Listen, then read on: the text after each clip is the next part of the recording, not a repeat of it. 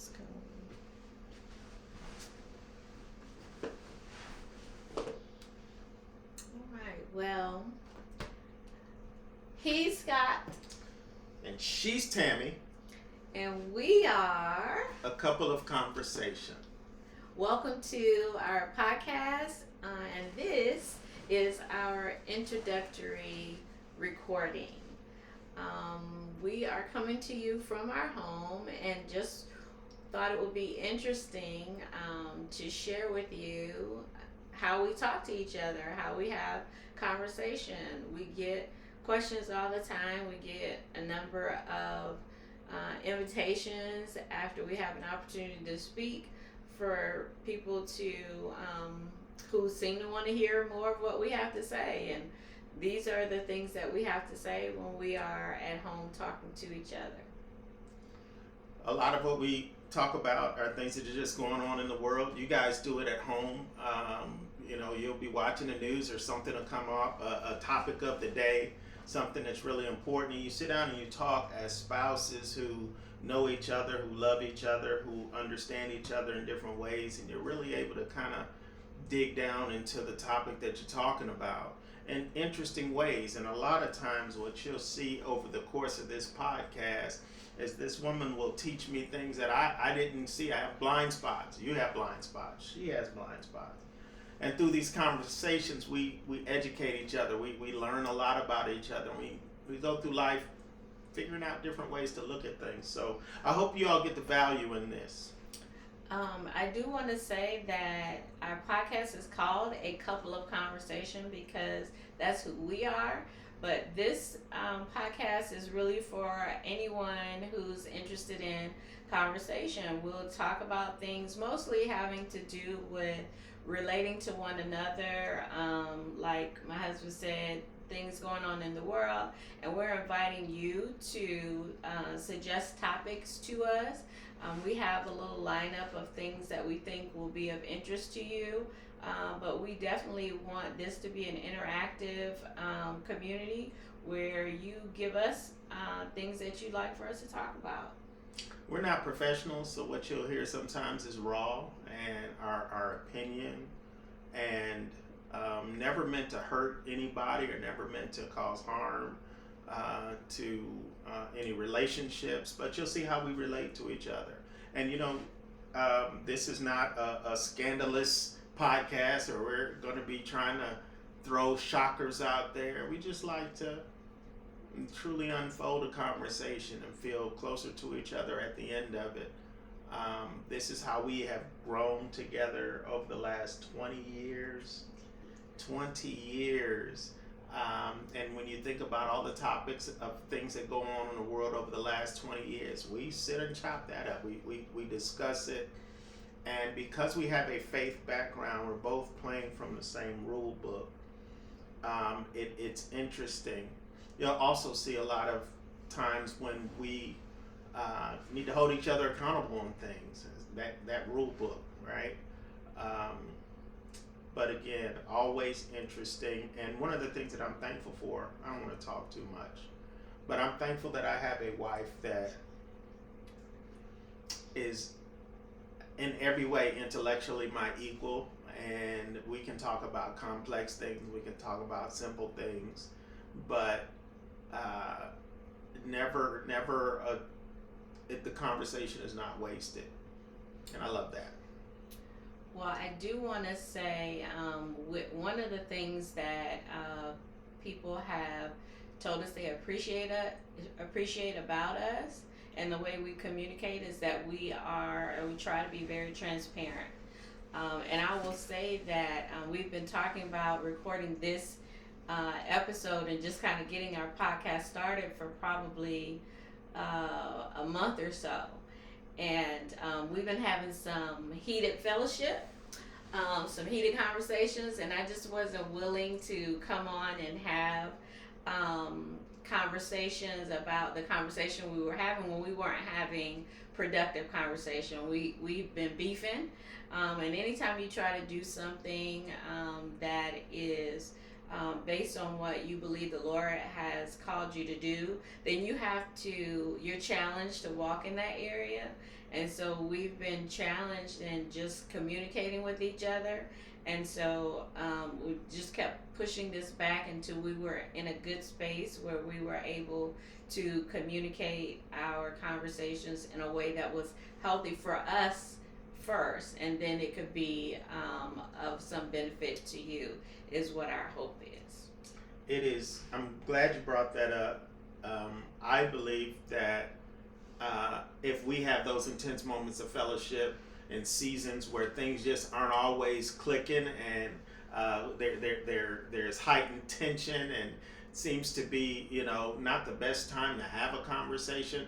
I'm sure we're not the only couple that has those seasons and those times, and sometimes that will manifest itself in the podcast, but we'll never be intentional in trying to be confrontational.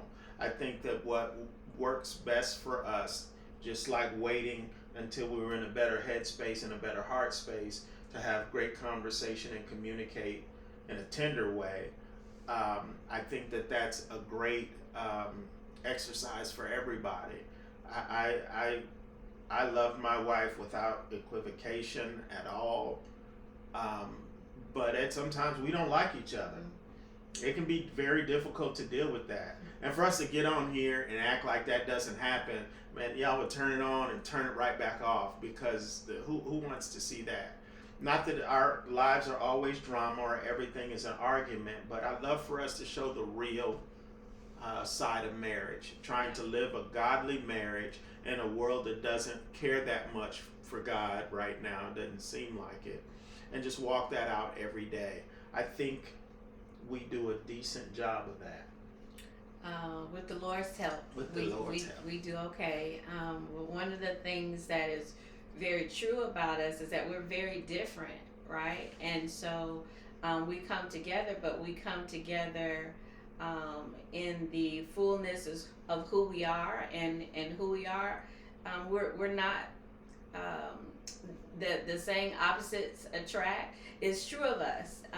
We think differently, but we have the same foundation, and we usually end up in a like space, even if we don't agree.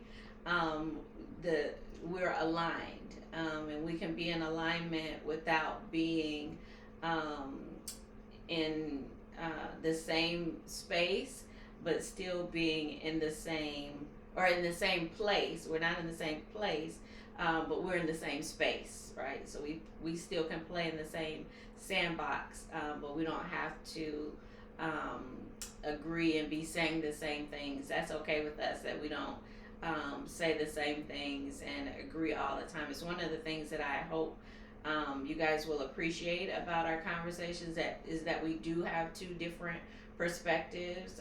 I have, I'm full woman. I have the female perspective, and he's full male, and men think differently than females, and that's one of the things that I hope comes through on this podcast. Yes, we've been married for almost 20 years, but we want our podcast to be beneficial, whether you're single, in a relationship, engaged, married, married longer than us, what have you. We hope our perspectives will be beneficial, whatever season of life that you're currently in. I like to say that we don't have to see eye to eye in order to walk hand in hand. It helps, though. It definitely helps in a household. But our differences are stark sometimes. I am outgoing. I like, I'm charge the hill. I'm not detail oriented. I'm big picture thinker. My wife will sometimes slow me down and say, hey, we need to think about this, and this. And what ends up happening is we need both of those things. We're like the two sides of a zipper coming together. While we may be opposites, it takes both of those sides to hold those pants up, right? So, that is definitely a reality here. Case in point, we were just starting this podcast, and my wife's up tinkering with the controls and she's reading every detail, and I'm like, hey, let's just push the button and start. We'll talk and we'll figure it out on the back end. I think in a relationship there's space for both of those things, and yeah. Yeah, I am an ambivert, and my husband is, I don't know this, is an extrovert. And my being an ambivert means that I can operate socially in my extroverted space, but my preference is to be an introvert. But I can operate socially, whereas my husband. So here's a challenge. I consider myself an ambivert. I do. I love to be on when I'm out in public. I get charged and energized, speaking to crowds and interacting with people. My wife calls me a social butterfly. I'm just kind of buzzing around the room. But there are times when I don't want to answer my phone. I want to get alone by myself and just quiet time. So one of my favorite times of the day is in my car driving by myself with a hot cup of coffee.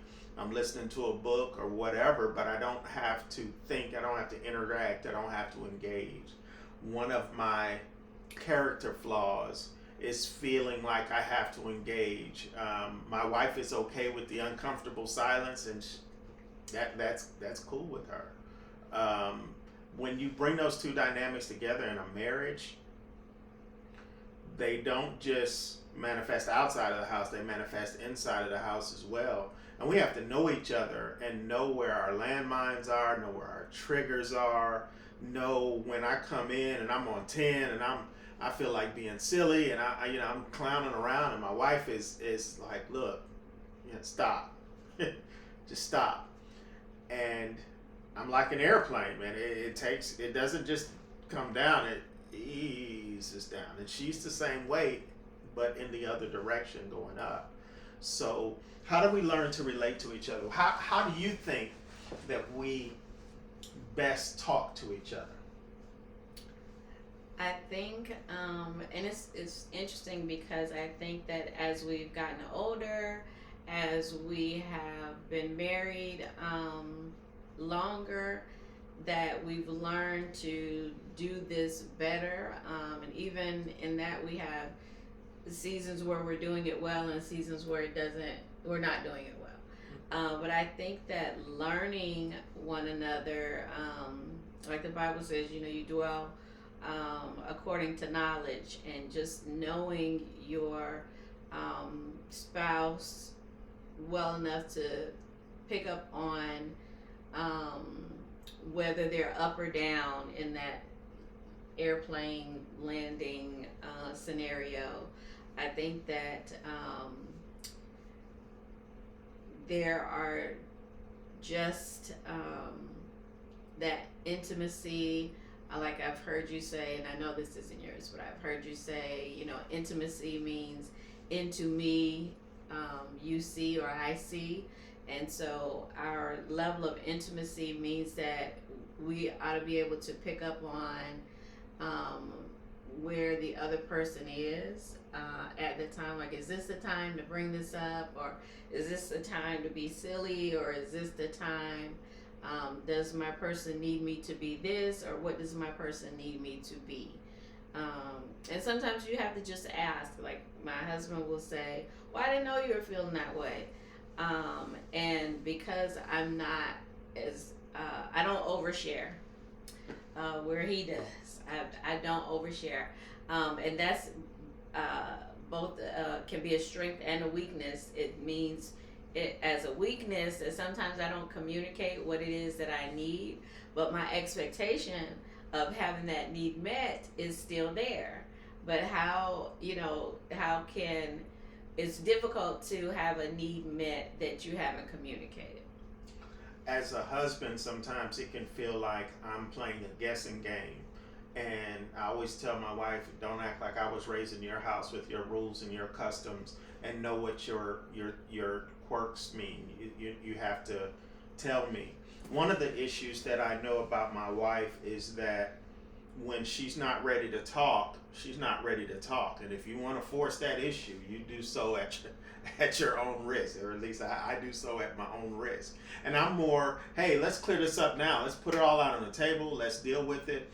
And uh, I have to dwell with her according to knowledge. If I want the best out of my wife, if I want to get the best response out of my wife, then I need to communicate with her in the way that she communicates.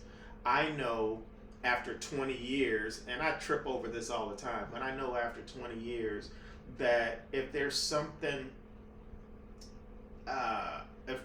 if she's challenged by something, or she's got an issue, she may not even know how she feels about it. She just knows she doesn't feel right about it, and it would behoove me to wait a minute, wait a little while to where she is ready to have the conversation and has thought it through. And this is cute, but it's also a little bit scary when your wife will come and sit down next to you and she has a pad and she said, I'm going to talk about these things, and here's what I feel about these things. And I'm like, I don't have a pad. I don't know how to. I haven't had a chance to think about this, but I know what I'm getting ready to get is 100% Tammy, and we have learned how to do this dance a whole lot better, where I'm not stepping on her toes and she's not stepping on my toes. That doesn't mean that we don't have, again, intense moments of fellowship, but in 20 years ago, an intense moment of fellowship would last a week and a half. Now it lasts about 20 minutes. Because we realized, sometimes the enemy wants to get in and just wreak havoc. And then sometimes we're just not in the best space to communicate. Maybe we need a break. Maybe we're tired. Maybe, there are a whole lot of different reasons why that doesn't happen. Before you like and subscribe, I want you to know that the same way you'll have challenging moments, you'll have these lovely moments that are the glue that keeps you going for a lot longer. And it's funny because as a married couple, been together 20 years, we'll realize it at the same time that it's happening right now. This thing is happening right now. Maybe you'll see a thing and we'll both see it the same way and laugh about it, or we'll remember a thing and you get that feeling of just how special it is. People really rag on marriage right now, and I think it's the best thing since sliced bread. It's work, it's a challenge, but I wouldn't want to do this life by myself. I want to do it with you. Well, what's the best thing about being married? Being married, period, full stop, and then best thing about being married to me. Oh wow! So you went there. There's nothing like having a partner in this world. Especially, you look around the world right now, just practically, if you don't have a partner in this world, somebody who has your back, somebody who tells you the truth, a truth teller, even when you don't want to hear it, and we get that all the time. My wife will tell me if there's something hanging out of my nose, and she'll do it no matter where we are, she's going to do it. But hanging out of my nose is a metaphor, because sometimes I have things hanging out of my nose in my heart, hanging out of my nose in my speech, hanging out of my nose in my thinking. And she's going to call me on it, and I will be upset. She's supposed to love me. No way she should talk to me about that. Why can't she see it the way I see it? Then I'll go to bed and I'll sleep on it, and I'll be like, dang, she's right. And ideally, I'll wake you up, babe. You know what? You're right about that. The Lord is still working on it. The Lord's still working on that part. I'm getting better at it. But yeah, that's what makes marriage, and not just that, man. It's so much more than that. It's so much more. There's a comfort to coming home and having somebody that's there for you, that knows you better than you know yourself, can tell if you had an up day or a down day, knows how to make you happy, knows to remind you of things that you need to be reminded of. That true partner in this world, somebody that truly has your back.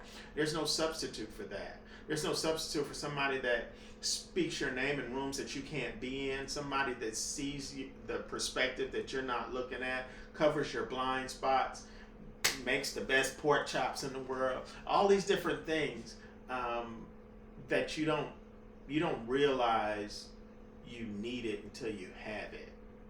and I need it. Now that's the first question, and I can't even explain all of it. It doesn't go far, but why do I love being married to you? Man, you acting like you ain't heard this before. You are every bit my equal. I am sapiosexual. I'm attracted to people who are intelligent, people who have a thoughtful view of the world, and you got me from day one with that. One of the things that I love about you is we gotta keep the screen from going dark.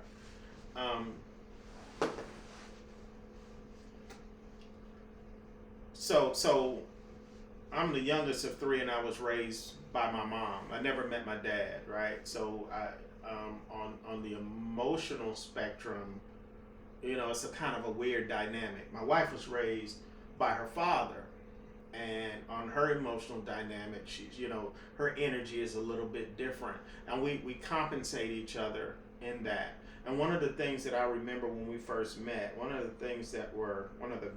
could tell these stories all day. Y'all already know that. One of the things that I remember is you saying to me, I will never leave a man, I never leave a black man when he's down. And when I heard that, the conviction and how emphatically you said that made me want to invest everything I have here. This is worth investing in, and I have reaped the benefits of it, the dividends from that since that day. And you've been true to your word. That loyalty, that thoughtfulness, that I was gonna say, oh shoot, you'll know what that means. Nobody else will know what that means. But the comfort. Can I overshare a little bit? Sure, just this once. Just this once right now. So when we come home at the end of the day, I can promise you about an hour after I walk in the house, we're going to be in our recliners. We're going to be in our comfortable clothes. We're going to be watching one of a couple of things that we watch on television. But there's a comfort, even if it's not even spoken. We don't even have to talk. There's just a comfort in knowing that she's across the room from me. And it's more than companionship. It's more than just having a warm body there. There is a warm body there that I know loves me, that I know I love, and I know it's the best part. I know how blessed I am to have that person, to have you in my life as my wife. I know that. I'll be honest, shadow of a doubt, that's a blessing. So you tell me, I'm gonna ask you the same question. Tell me, how do you feel about marriage? Like you might be like, because we different. Yeah, we different. She's like, this ain't it, but we gonna. A couple of things I want to say is that I always remember what it was like to be a single woman. And so I want to speak to women who are single, either by choice or by circumstance at the moment, or just it is what it is. And I remember that I had an older woman in my life who taught me the value of the Lord being your husband, that even when you're single, if you are a believer, the Lord is your husband, and you learn how to be faithful to the person that he's going to bring to your life according to how faithful you are to God as a single person. And I didn't always get it right, but understanding that I had a husband in the spirit, even when I didn't have a husband in the flesh, meant that there was a way that I spent my time. There were conversations that I used to have with the Lord about when someone was going to come into my life, or that I was feeling lonely, or that you know, whatever it was, I was having a couple, me and Jesus, we were a couple of conversation before Scott and I were a couple of conversation. And I think that helped. It helps even now. And so if you are a single woman who desires to be married, or singleness is just where you find yourself right now, I encourage you to invest in your relationship with Jesus. Like I used to come home and put on music, or I would sit and I would have conversations, real conversations with the Lord, and just speak my heart and what I was desiring. And you know, I want to encourage single women to understand that the Lord is your husband, and the way you'll learn to love on the person that He brings you, if that's His plan for your life, is how you treat your relationship with Him now, when it's just the two of you. That being said, I always knew I was going to be married. I am, because I'm not for these streets. I never was. I never enjoyed the club scene. When I used to go out, I would fall asleep in the club. Music playing, it just wasn't for me. Remember, I prefer being an introvert, and so I always knew that I would be in a committed relationship. And so marriage was just always something that I knew I wanted, and something that I studied and learned to appreciate. Didn't get it right more than once. But I knew that this was what I wanted to be, was a wife. One of the things my husband talked about was me saying that I will never leave a black man while he's down. And remember, he said I was raised by my father, and so that was modeled for me. The opposite was true. I saw my father struggle trying to raise two girls because my mother left us, and I said that will never be me. And so bringing that into our marriage relationship, I just always wanted to be a supporter. Even professionally, I'm a supporter. I enjoy playing that support role, helping to build. And when I met my husband, that was one of the things that I remember thinking about him, is that I can build with him. Right, we're different, but I feel like I can build something. We can have something, and not something like material as much. Just we can have something intangible, something substantial that will feed the both of us. And for him in particular, and I said this to my husband the other day. There are three things that drew me to him and keep me attracted to him. He's very kind. Being kind is really big for me, because I wasn't nurtured in kindness, and so a person who is unkind is difficult for me, is a challenge for me to be in a relationship with. So I was drawn to my husband's kindness.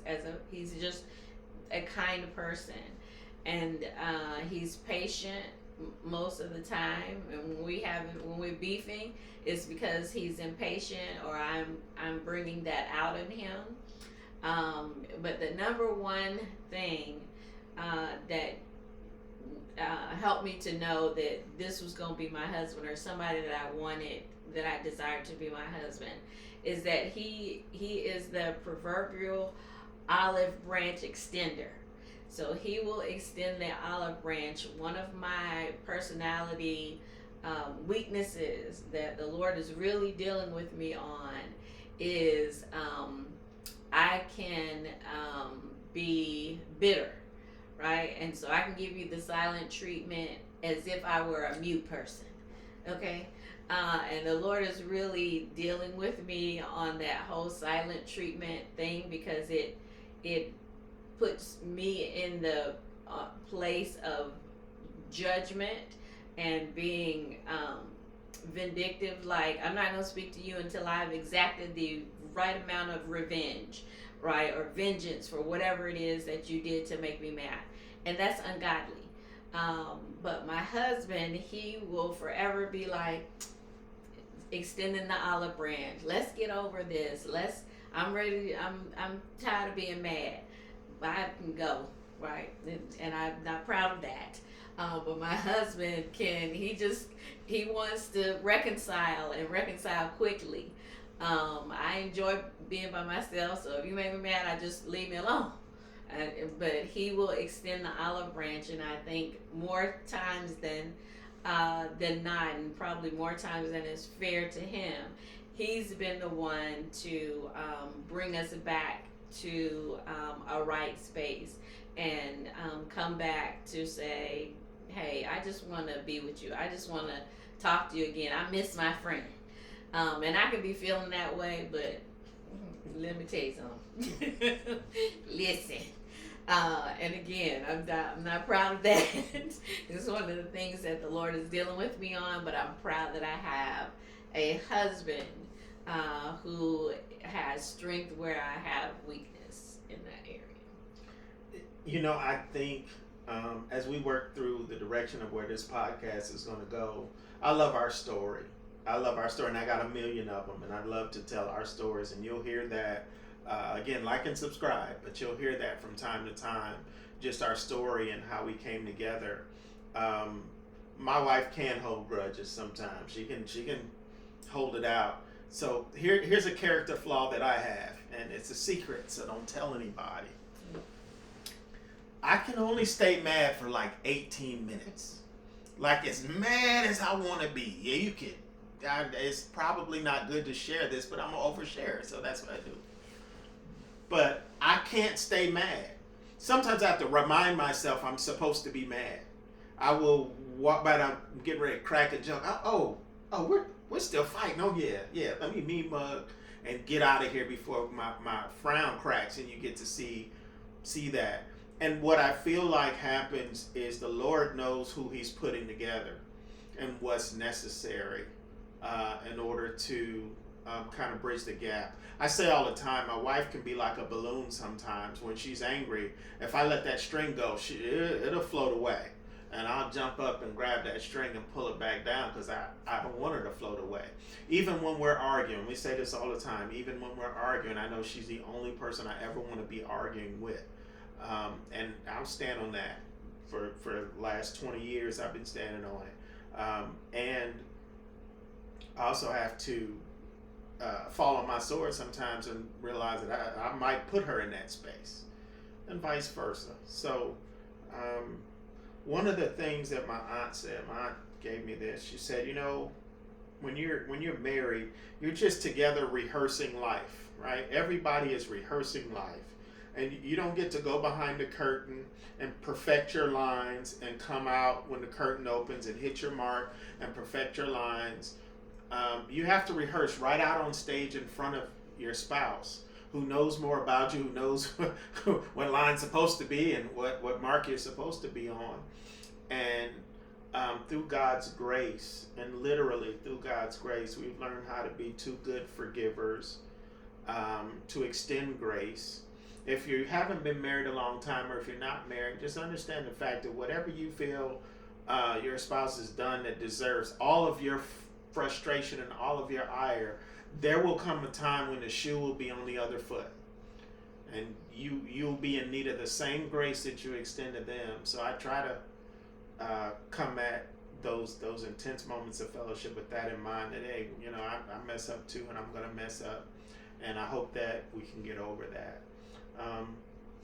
I'd love for us to talk a little bit about kind of how we met, and I don't know if you want to talk about that, but how we met and just the different perspectives. I think we've told that story before. I don't think we've shared it on a podcast, but yeah, tell me your side of it, your version, what you saw. Maybe we'll save that for the next episode. Teaser. Yeah, we can come back on the next episode. We wanted to just kind of introduce ourselves to you and kind of how our conversations flow and how we see this podcast shaping up. and just how we have become a couple of conversation. Yeah, it's who we are. We're a couple of conversation. We talk to each other, we talk about things, and we wanted to kind of open up our world and talk to you guys about the things we talk to one another about, and just kind of who we are. And so on the next podcast, we'll start off by kind of sharing our story, which we find interesting. You may not, and it's okay. But there'll be some nuggets that come out of that, and some of the things that we want to share that we have learned. But yeah, we have enjoyed this introductory time. We have definitely enjoyed this introductory time. We're glad that you joined us. We thank you for that. Again, we hope you'll like and subscribe, and just tune in next time. And you never know what we're going to be talking about. We definitely look forward to your suggestions. So just go ahead and type that in the chat, or if you want to send that over to us. I think my wife has the email address in case you want to email any topics over to us. We love to sit and talk about it. Yeah, and our email is a couple of conversation, no S, at gmail.com. So a couple of conversation at gmail.com. And we'd be happy to respond to you or get in the chat. We're going to be reading the chat and responding to some of them. We don't match negative energy, so if you have something negative to say, it'll just be out there, or we'll delete it. But we don't match negative energy, and so we hope to engage with you in the chat. Share this with your friends, invite them next time. We're trying to decide if we'll drop episodes on Saturdays, or what will be the day that we do drop. Our plan is to record weekly, and at least drop an episode per week, and maybe Saturdays. We'll come back next time and have worked out what our actual episode drop day is. But thank you for tuning in to the inaugural Couple of Conversation podcast video. We out.